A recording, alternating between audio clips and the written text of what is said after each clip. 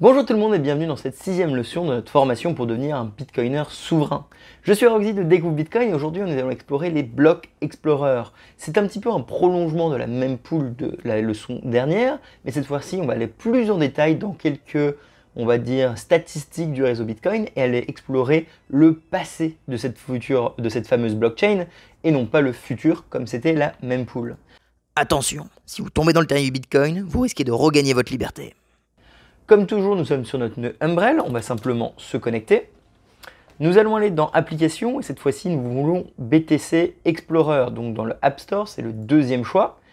C'est en effet encore une fois open source, version 3.1.1, connecté avec Bitcoin Core et Electrum. Pour récap, un bloc Explorer permet d'explorer la blockchain Bitcoin, c'est à peu près logique. Du coup, si on est sur notre portefeuille Bitcoin Core et qu'on regarde par exemple le deposit, donc là où j'ai mis l'argent la première fois, à travers la mempool, l'application précédente, on peut voir finalement un bloc Explorer. Donc là, en l'occurrence, c'était un échange qui a envoyé 162 bitcoins à plein de personnes, moi y compris, simplement parce que j'avais acheté des bitcoins pour l'occasion, que j'avais transféré vers mon nœud Umbrel. En l'occurrence, nous aujourd'hui, ce n'est pas mempool qui nous intéresse, mais bloc Explorer, une autre alternative d'Explorer de blockchain Bitcoin. Comme toujours, vous le savez, il y en a des, qu'on va dire, non connectés à votre nœud, que vous trouveriez sur Internet, style blockchain.info ou des choses comme ça. Nous, on veut être connecté à notre nœud pour être souverain et arrêter de faire confiance, mais être sûr que les informations dites sont les bonnes. En l'occurrence, vous voyez tout de suite, l'interface de Blockchain Explorer est moins sexy, je vais être assez honnête, que la mempool. Par contre, il y a énormément de fonctionnalités beaucoup plus intéressantes. La première, et la plus importante à mes yeux, celle qu'on va explorer le plus, c'est les tools, les outils. Block Explorer étant que en anglais, la majorité de ce que vous verrez pendant cet épisode sera en anglais. Je m'en excuse pour les personnes un petit peu moins fluides dans l'anglais. Donc, on a notre Blockchain Explorer très classique avec les derniers blocs. Donc on va regarder tous ces blocs, mais sinon on a les récaps, on va dire, faciles. Nous sommes donc au bloc 686 954, qui a été miné littéralement il y a 16 secondes. Et pour la petite information, du coup, notre bloc que nous, on avait analysé pour la mempool, je l'ai fait ce matin, c'est le numéro 11. On va aller dans la page 2. Vous pouvez voir que là, il est ici. Voilà, le bloc 68994. Il y avait 2000 transactions. Non, voilà, c'était celui-là, le 3, et on a attendu le 4 parce qu'il a pris du coup 48 minutes. Donc vous voyez que c'est les mêmes informations, ce qui est complètement logique vu qu'on utilise la même base de données qui est celle de notre blockchain Bitcoin qui est donc distribuée pour tout le monde. Notre bloc avait bien été miné par Unpool et on a le même nombre de transactions, à savoir 918. On peut voir que ces blocs étaient pleins à 99% plus, alors que les blocs d'avant, qui avaient pris moins d'une minute, étaient quasiment vides. Pour un point de vue complet de comment marche le minage, encore une fois, ce sera dans d'autres vidéos, sinon on va se perdre. Alors évidemment, classique, on va revenir en arrière, notre bloc Explorer, il fait la même chose que mempool, c'est-à-dire que si je clique sur le dernier bloc qui vient d'être miné par Poulain, on voit en haut le hash, avec le nombre de zéros qui est lié à la difficulté, on a le sommaire, on va dire, qui l'a miné, le total de output, combien de filles ils ont récupéré, combien de temps ça a pris, et puis on a toutes les transactions avec les hop return qui permettent d'écrire, on va dire, de laisser des traces écrites, nos transactions les legacy, nos transactions BC, donc de Segwit. Donc Bitcoin Explorer fait vraiment la même chose que mempool, simplement que mempool avait un Blockchain Explorer. Ce qui m'intéresse ici, c'est plus la partie tools, la partie outils. On peut vraiment faire de l'analyse de cette blockchain et regarder un paquet de stats très intéressantes. Et c'est là-dessus où on va s'attarder. Je n'irai peut-être pas en détail sur tous les outils, mais on va essayer de tous les survoler pour que vous puissiez aller vous-même les explorer. Le premier de ces outils permet d'analyser son nœud. Et du coup, on a tout de suite nos informations. Est-ce qu'on est synchronisé? Oui. Depuis quand le nœud tourne non-stop? Jusqu'à quel index? La taille de la blockchain. Aujourd'hui, notre blockchain Bitcoin, qui représente quand même 12 ans d'historique de transactions monétaires, et seulement de, grosso modo, 400 gigas. C'est ridicule, c'est d'une efficacité incroyable. Nous sommes sur la main chain Bitcoin, évidemment, et on a où est-ce qu'on en est. Nous avons donc ici les BIP, on va dire, qu'on a acceptés dans notre nœud. Il y en a certains que vous connaissez, Segwit, il y en a d'autres un petit peu plus inconnus. Et ce qui est très intéressant, c'est qu'en un clic, vous pouvez tout de suite aller les voir. Par exemple, le BIP 65, si on clique ici, on est directement sur le GitHub de Bitcoin. Pareil, le GitHub de Bitcoin, on l'analysera dans une vidéo séparée, mais on a tout de suite la proposition. En l'occurrence, celle-ci, si on lit l'abstract, qui est relativement court, ça permet de bloquer, on va dire, nos bitcoins jusqu'à un certain temps dans le futur. Comme si on dirait, pour faire un exemple simple, je ne veux pas que ces bitcoins soient dépensés pendant les 10 000 prochains blocs. Et bien pendant les 10 000 prochains blocs, ces bitcoins ne pourront pas être dépensés. Nous avons ensuite le sommaire, l'activation et tout le nœud. Comme tout est open source, nous pouvons toujours tout vérifier. On pourrait aller voir tous les BIP qui sont validés, etc. On a également le Segwit, qui a été très connu à cause de la petite guerre de 2017 sur comment allait être le futur du protocole Bitcoin, qui est donc également visible ici. Nous avons évidemment Taproot, mais qu'on traitera dans une autre vidéo. Et le network, nous savons qu'on est connecté à 10 personnes, c'est ce qu'on voyait depuis l'interface de Umbrel, donc rien de surprenant. Et on a le trafic, qu'est-ce qui rentre, qu'est-ce qui sort, avec les adresses IP que je dois sûrement fermer ou cacher parce qu'il ne faut pas que tout le monde les voit.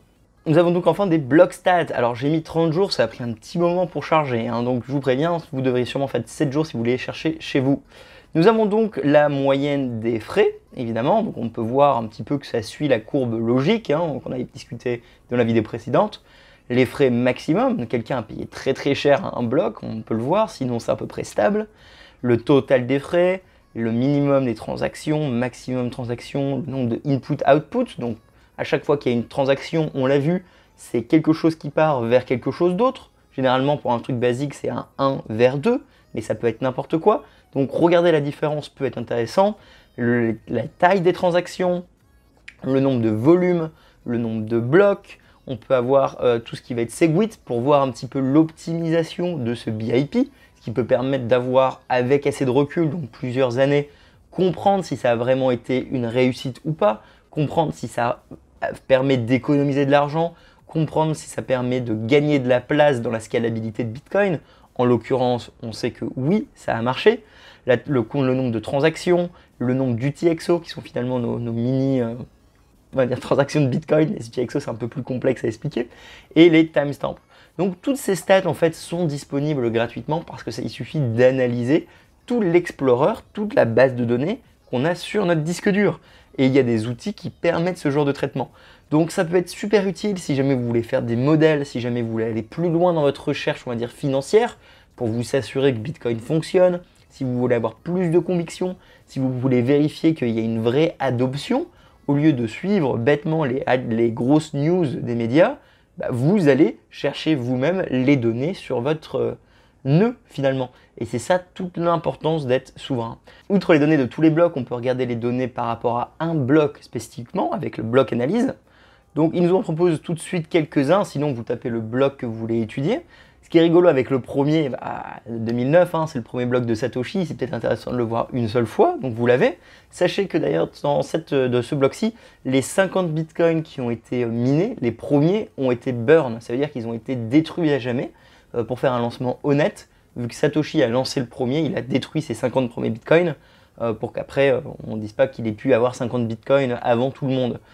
C'est un sujet un peu particulier, les lancements honnêtes et malhonnêtes, surtout quand on traite avec des altcoins, parce que c'est compliqué d'argumenter qu'il y a un autre lancement honnête aujourd'hui de potentiel. Bref, on voit du coup un output, on voit qu'il n'y a rien, il n'y a littéralement pas de données, c'est normal, c'est le premier bloc. On a un autre bloc du coup tout de suite en 2009, bloc 170. Intéressant, c'est le premier bloc où il y a une transaction, du coup c'est la transaction que Satoshi a fait à Al-Fini. On pourra la voir un petit peu plus en détail à la fin de la vidéo. Mais voilà, ça y est, la première transaction Bitcoin. Et ensuite, on peut continuer. Hein. On a un bloc ici en 2010 avec un petit peu plus de transactions. Après, on arrive en 2012, il commence à y avoir un certain nombre de transactions. N'oubliez pas que 2012, c'est le début de Silk Road en 2013, etc. Ça prend toujours un petit peu de temps de charger, surtout quand on arrive en 2016-2018. Parce que forcément, il y a beaucoup plus de données sur ce bloc. Donc, il y aura plus de output, plus de input. Il faut aller chercher l'information. Ça prend toujours du temps à charger.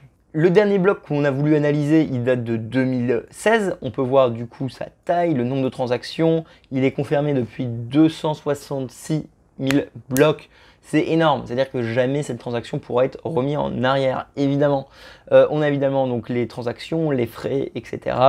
On a un petit peu les données, hein, les valeurs de transaction, comme d'habitude, hein, les mêmes, les frais qui sont envoyés, etc. Ça permet encore une fois de faire nos démarches et de comprendre si ce qu'on est en train d'investir, c'est du vent ou c'est utilisé. Essayez de trouver les mêmes data sur d'autres blockchains et on verra si du coup s'il y a autant d'utilisateurs, autant de données accessibles. Et c'est ça qui est intéressant. Chose rigolote, de plus on repasse dans le passé, de plus les portefeuilles ont beaucoup de bitcoin, ce qui est normal parce que ça valait pas la même somme qu'aujourd'hui. Donc dans le passé, c'est pas déconnant de trouver des portefeuilles avec 300, 200, 40, 500, 3000, 10 000 bitcoin. 10 000 ça reste beaucoup, mais dans l'idée c'est des choses possibles. N'oubliez pas que Lazo a dépensé 10 000 bitcoins pour une pizza, 2 pizzas, donc bon, c'est à peu près le principe. Les statistiques des transactions. Combien de transactions y a-t-il eu sur Bitcoin? Ah ah, et bien la réponse est quasiment 700 millions depuis le début. Donc on peut regarder par rapport à un jour, combien il y a eu de transactions, 7 jours, 30 jours. Ce qui m'intéresse, c'est plus l'historique global. Donc clairement, ça continue à monter, ce qui est très bon signe. Ça veut dire qu'il y a vraiment une utilisation du réseau qui est de plus en plus présente. Et ça, c'est très intéressant à voir. On a également le nombre de transactions par seconde.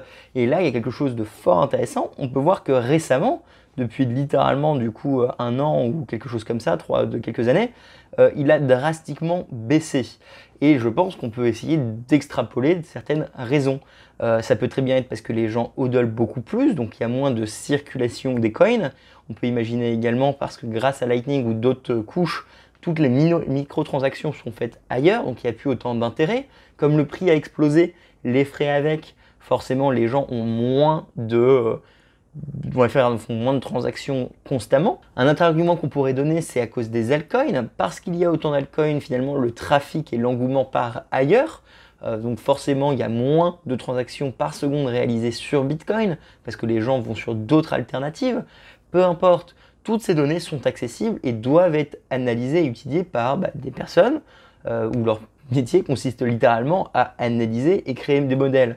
Ce n'est pas mon métier, mais moi ça m'intéresse de toujours avoir cette idée que le réseau est utilisé ou pas, et pourquoi est-il utilisé. Nous avons un résumé de notre mempool, donc on peut tout de suite aller la voir. C'est assez intéressant parce que, bon, outre évidemment toujours des graphes à analyser, ce qui est plutôt toujours cool, hein, on peut voir la distribution des frais qui est validée.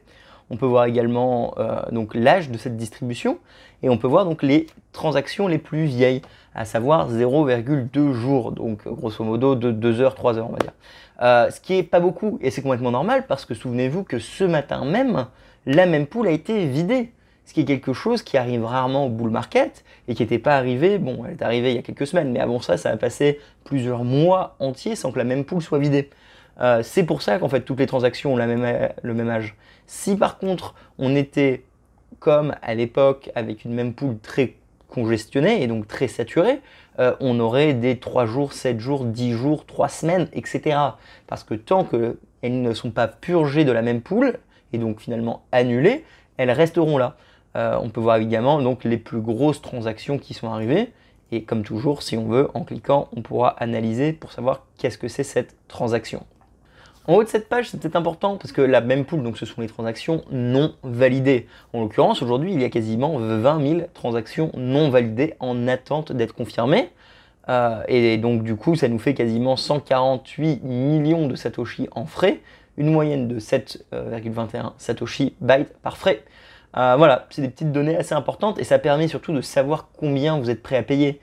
En regardant ça, du coup, on sait, en tant que business, en tant que personne qui a besoin d'utiliser Bitcoin, d'un point de vue plus professionnel, peut-être pas vous pour la vie de tous les jours, mais vous avez une très bonne idée si c'est le moment ou pas de faire une transaction. Vous le voyez, ça a chargé, c'est la transaction la plus lourde qui est en attente. Elle est donc non confirmée, ce qui est complètement normal. Elle a été envoyée il y a 3 heures. Ils peuvent bump les frais si besoin. On voit combien ils sont prêts à mettre, etc. Donc c'est une transaction très lourde parce qu'en fait il y a 673 inputs et un output. Donc ils essaient de rassembler plein d'UTXO. Et on peut descendre beaucoup.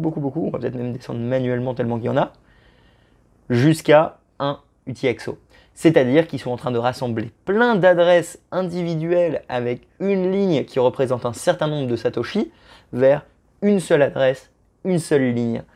C'est pour ça en fait que il y a un compromis toujours à faire entre le nombre d'UTXO que vous voulez et la quantité dans une adresse.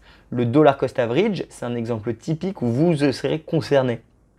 Quand vous faites du dollar cost average avec un très petit montant, vous allez vous retrouver avec plein d'UTXO où il y a littéralement juste 8 euros, 8 euros, 8 euros, ou l'équivalent en Satoshi, 30 000 Satoshi, 30 000 Satoshi, 30 000 Satoshi. Finalement, si un jour vous devez les dépenser, ça va coûter cher. C'est pour ça qu'il faudra les rassembler dans un seul même UTXO plus tard, quand la blockchain sera vide, la même pool sera vide, ça ne coûtera pas très cher comme il l'a fait. Il n'a pas mis un frais très haut, hein, il a mis 1.1, ce qui est quasiment le plus bas. Comme ça, il sera validé et il aura harmonisé, on va dire, son portefeuille.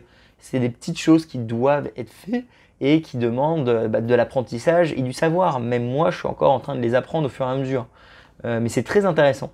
Nous avons maintenant les difficultés historiques. Alors vous vous souvenez que dans notre même pool, je vous ai dit que la moyenne était de 10 minutes. Et du coup, il y a un ajustement de la difficulté qui se fait tous les 2016 blocs. Et bah là voici le graphe où du coup toutes les époques, on appelle ça, donc tous les 2016 blocs, c'est une nouvelle époque, on voit un petit peu le changement de difficulté. Et ce changement de difficulté va vers le haut, c'est-à-dire que c'est de plus en plus dur de miner un bloc. C'est complètement normal parce que le hash rate, que je vais vous montrer du coup maintenant, en tapant simplement hash rate, je pense que hash rate Bitcoin, on devrait le trouver assez rapidement. Voilà. Alors on pourrait sûrement trouver un truc un petit peu mieux, on va pas faire un mois, on va faire tout.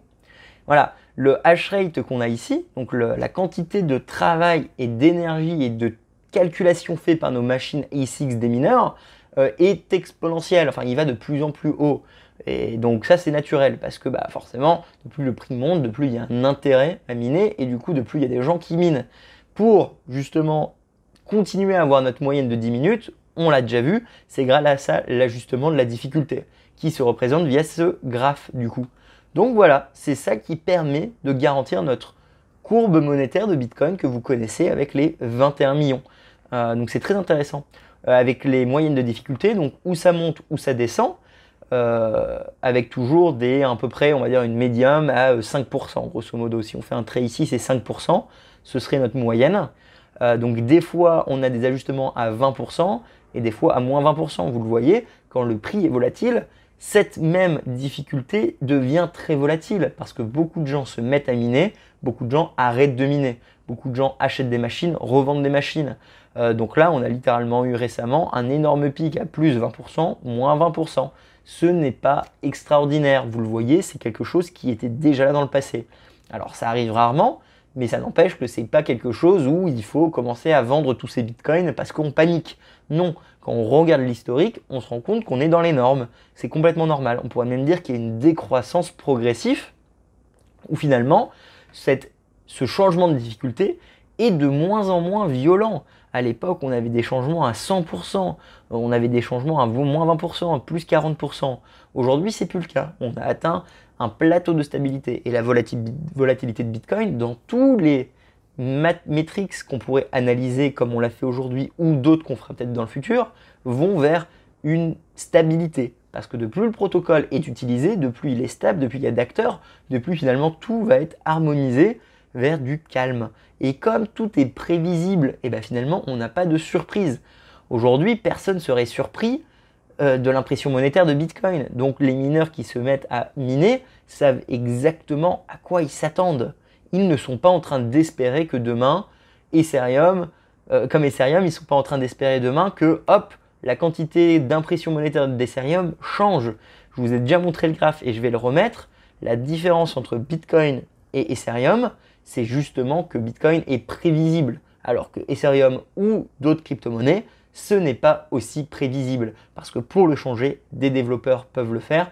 Pour le changer, des gens, des conglomérats de personnes, du lobby, des influenceurs peuvent interagir, des waves peuvent interagir avec Bitcoin, c'est impossible. Et c'est impossible grâce au nœud que vous êtes en train de faire tourner, grâce aux mineurs et grâce à ce changement de difficulté qu'on a déjà étudié. Parlons des mineurs, nous avons une moyenne du minage, c'est-à-dire qui a miné quoi. Et ça, c'est très intéressant. Donc aujourd'hui, on peut voir la distribution des pools de minage, c'est-à-dire dans tout ce hash rate que je viens de vous parler, dans cette difficulté, dans les blocs qui ont été créés littéralement récemment, qui a miné quoi? Et ben, on peut voir du coup que F2Pool en a miné 17, Antman anti-pool du coup 17, Pool 1 13, Binance Pool 11, BTC.com 9, Unknowd, donc des gens anonymes 5, MaBTC 4, etc. On a la distribution du mineur. On pourrait du coup dire que 51% du minage est fait par 3 pools de minage. C'est pas considéré du coup qu'une pool de minage, c'est un regroupement d'énormément de personnes. Et du coup, ces mêmes personnes ne peuvent pas se coordonner pour attaquer le réseau. Ou si ce serait le cas, les mêmes mineurs du coup qui partagent simplement leur puissance de calcul avec ces pools de minage iraient déconnecter leurs appareils, changer de pool pour rebalancer cette distribution. C'est quelque chose qui est important à comprendre et ce serait sûrement le sujet d'une autre vidéo pour expliquer un petit peu plus en détail, mais comprenez bien du coup que ce n'est pas parce que 3 ou 4 entités ont 51% que c'est elles qui dirigent. Non, non, non, ce sont les utilisateurs qui ont accepté d'utiliser cette pool de minage qui ont le pouvoir. Ils peuvent valider eux-mêmes, changer eux-mêmes. Et il y a un certain nombre d'améliorations qui arrivent qui vont permettre de donner encore plus de pouvoir à l'utilisateur à travers une pool de minage. On appelle ça d'ailleurs Stratum version 2 qui permettra un certain nombre d'éléments. Je vais vous linker le lien de Bitcoin Magazine qui vous ferait un petit résumé. On arrive dans des termes beaucoup plus techniques et c'est désolé pour les personnes qui ne sont pas forcément fanatiques de Bitcoin ou simplement qui s'y intéressent d'un point de vue tech. Mais des solutions comme Stratum version 2 permet justement de donner plus de pouvoir aux utilisateurs d'une pool de minage et donc moins de pouvoir à ces pools de minage. De la même façon, pour tout ce qui va être transaction, on aurait Mimble ou alors Dandelion. C'est des termes très complexes qui demanderaient en eux-mêmes beaucoup d'heures d'études et je pense pas pouvoir les couvrir bientôt. À la limite, ce serait dans des Q&A sur la série Q&A. Bref, tout ça pour dire qu'on a nos mineurs et on voit un petit peu qui a gagné quoi en récompense, donc par nombre de blocs, etc. L'idée de s'allier en tant que mineur, c'est que toi tout seul avec ton i6, tu ne peux pas être en compétition, ce serait quasiment impossible, tu gagnerais jamais un bloc. Du coup, en te mettant dans une pool de minage, tu vas partager ton hash rate et donc toucher une petite récompense parmi ce que tu as contribué. C'est tout le principe. Parce que forcément, on n'est pas tous capables d'avoir une ferme de minage entière pour espérer l'avoir. Et même les gens qui ont des fermes de minage peuvent se mettre dans ces pools parce que finalement, ils veulent pas avoir la loterie du je gagnerai une fois. Ils préfèrent la sécurité du je gagnerai un petit peu à chaque fois. C'est le principe. On étudiera les mineurs à un autre moment. Si vous avez une question par rapport à l'écologie, sachez qu'il y a une page sur mon site internet Découvre Bitcoin ou alors l'épisode numéro 3 de Parlons Bitcoin sur ma chaîne YouTube où je traite du thème de l'écologie. La recherche des blocs, la recherche de la même pool, nous l'avons déjà vu, hein, c'est littéralement tous les blocs comme on l'a vu avant et la même pool, on l'a fait dans la vidéo précédente. Les pairs, c'est avec qui on est connecté, nous l'avons déjà vu également. Le RPC browser et le RPC terminal, ça va être plus poussé, ça va permettre d'interagir avec des lignes de commande, donc pour coder littéralement. Nous allons donc pas le traiter dans cette vidéo, ce sera ou dans le cours 3 si je suis toujours en train de faire ce boulot, ou sinon faudra demander à des personnes plus qualifiées que moi. Ce serait très intéressant du coup de le faire avec des gens comme Lounès. Ça viendra sûrement avec le temps. N'oubliez pas de liker, partager, ça boostera la possibilité que ça arrive. Le White Paper Extractor, ça permet d'avoir le PDF du White Paper Bitcoin. C'est absolument super. Sachez qu'il est également mis sur une transaction, donc on va la regarder. Il est donc littéralement inscrit à jamais dans la blockchain Bitcoin, comme vous pouvez le voir à l'instant.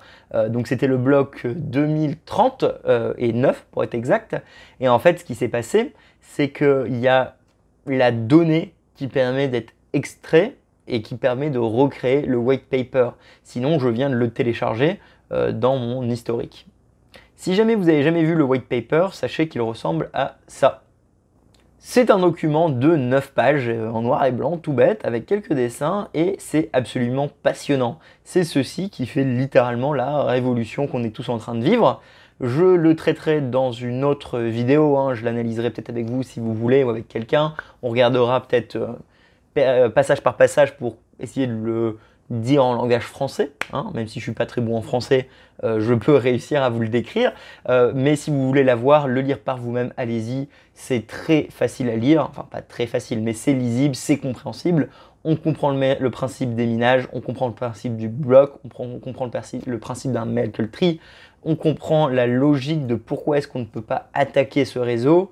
Et c'est un bout de papier historique, c'est un petit peu comme la Bible, le Coran.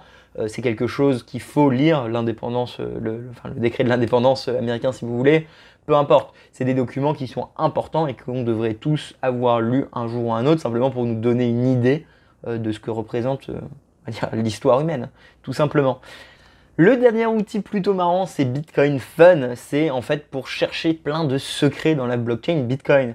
Vu qu'on peut y inscrire des données, en fait, on peut simplement du coup y cacher des choses. Et c'est comme ça, par exemple, que Satoshi Nakamoto, dans le premier bloc, il a mis la fameuse image que vous connaissez tous, hein, du Times à l'époque.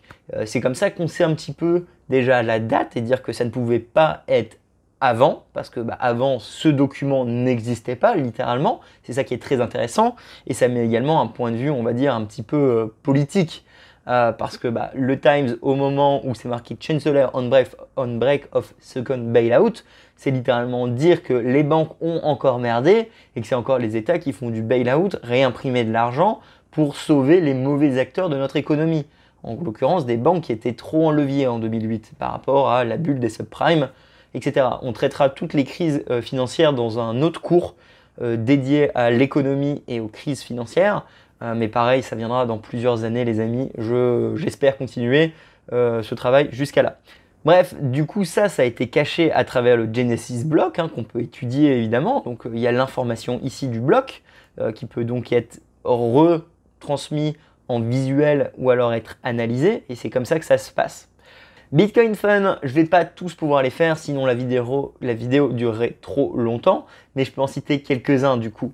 On a donc, comme je le disais, la Pizza Day, cette fameuse Pizza Day qu'on vous parle tout le temps, hein, qui vient donc de Laszlo. J'ai fait une vidéo à l'époque sur Journal du Coin qui est également disponible sur ma chaîne pour la voir, où voilà, il propose 10 000 bitcoins pour 2 pizzas via le chat de Bitcoin Talk, hein, tout simplement. Ce forum, c'est littéralement ce post, est historique parce que le post que vous voyez là, ça représente littéralement l'une des premières transactions réelles de Bitcoin. Quelqu'un qui a dépensé ses Bitcoins pour quelque chose de physique. Et ça, c'est quelque chose de puissant. Aujourd'hui, on a El Salvador qui met Bitcoin comme étant sa monnaie légale. Il faut comprendre à quel point on a avancé en 10 ans. Et ça, c'est quelque chose qui n'est pas anodin. La transaction, la voici. Et on peut voir du coup qu'il y avait énormément de outputs. Donc plein qui sont de la merde, hein, et puis quelques-uns qui sont extrêmement gros, pour finalement envoyer les 10 000 bitcoins à quelqu'un. Laszlo n'étant pas quelqu'un d'anodin, c'est quelqu'un qui a énormément avancé l'industrie du minage et qui a découvert des solutions pour miner extrêmement efficacement. Si vous voulez les détails, c'est sur ma vidéo. Si on retourne dans notre petit Bitcoin Fun, on va avoir du coup la première transaction Bitcoin avec Alfini, on en a déjà parlé. On va avoir le premier bloc de l'ère 2 de Bitcoin finalement, où les blocs reward passent de 50 à 25, notre fameux halving qui arrive tous les 4 ans. Et voilà, tous les 4 ans, c'était là. Donc ça y est, on a la première transaction avec le texte, on va dire, code de Bitcoin qui garantit ce halving, avec simplement en fait une division tous les X blocs du reward. Et on a la transaction où ça y est, ils ont reçu que 25. Donc le bloc 2100, ce qui est complètement normal parce que c'est tous les 2100 blocs que ça arrive. Si on veut le voir, ce sera donc ici, 25 en Bitcoin reçus. Je suis en Satoshi, c'est pour ça que c'est un peu compliqué à lire.